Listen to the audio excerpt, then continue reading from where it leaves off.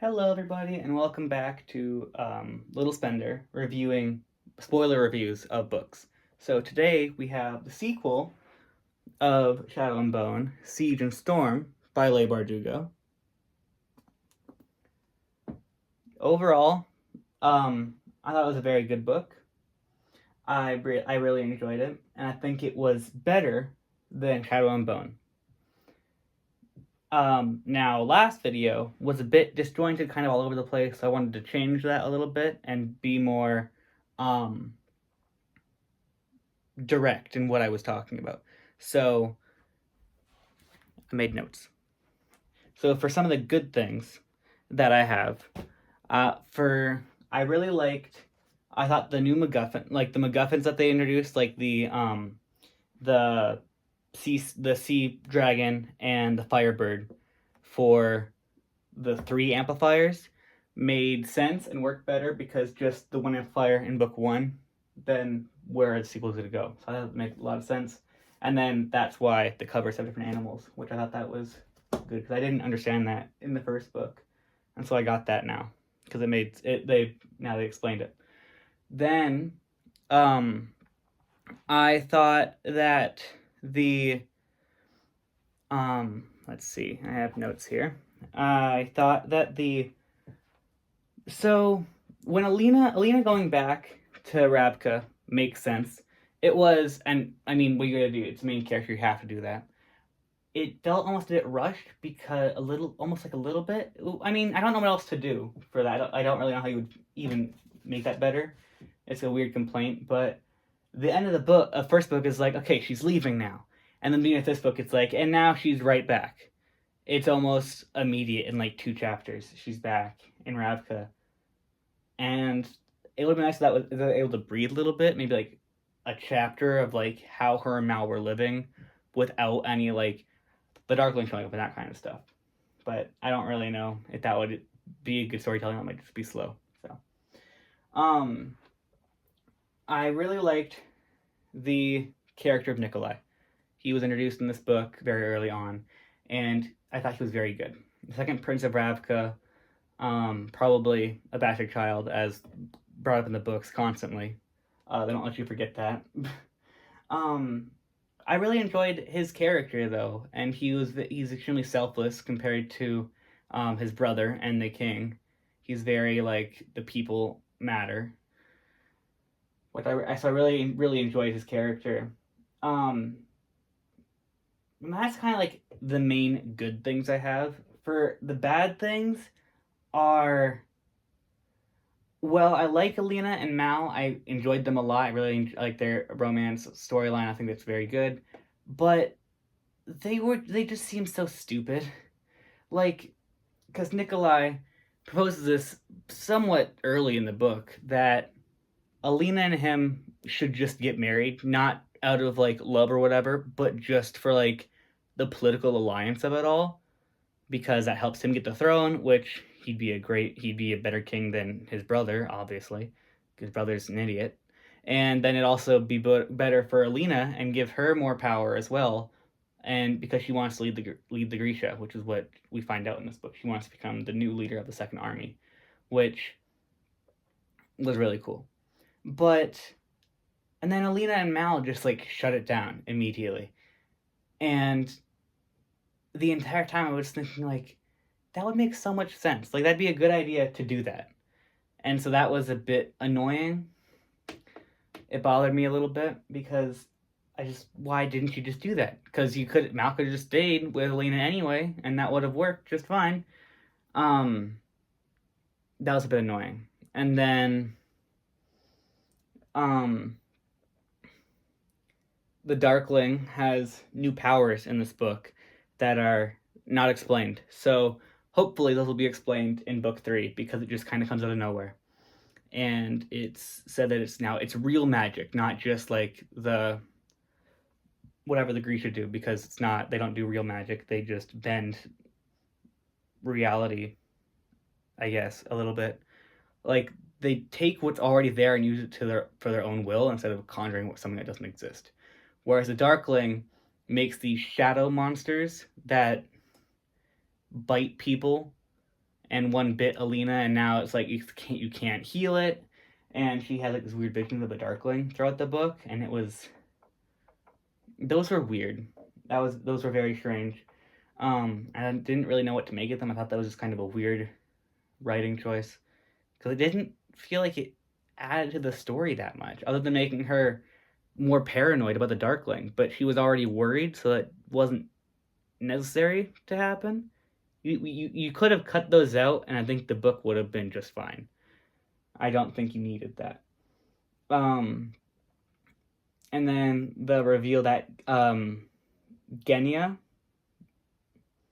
These names are difficult for me to know how to say them. Genya is easier, but so Genya got bit by like a ton of them and is like covered in bites, and now is like all ugly by the end of the book, and is called the Ruined One, which is just horrible. That's a horrible name to call somebody. But this book really focuses on the political side of it, which I really, really enjoy fictional politics, and I thought that was very good. We see a lot of like Nikolai and his brother vying for the throne, and like how they're doing different strategies to try to gain favor with the king's like advisors and that kind of stuff, to be more like, I'll support you for the throne. And I thought that was very interesting. The head priest person, the apparat or something. The words are interesting. Like the head priest that just made an entire cult around Alina being a living saint. That was a weird storyline. That was very weird in how it came in, and then that comes in at the end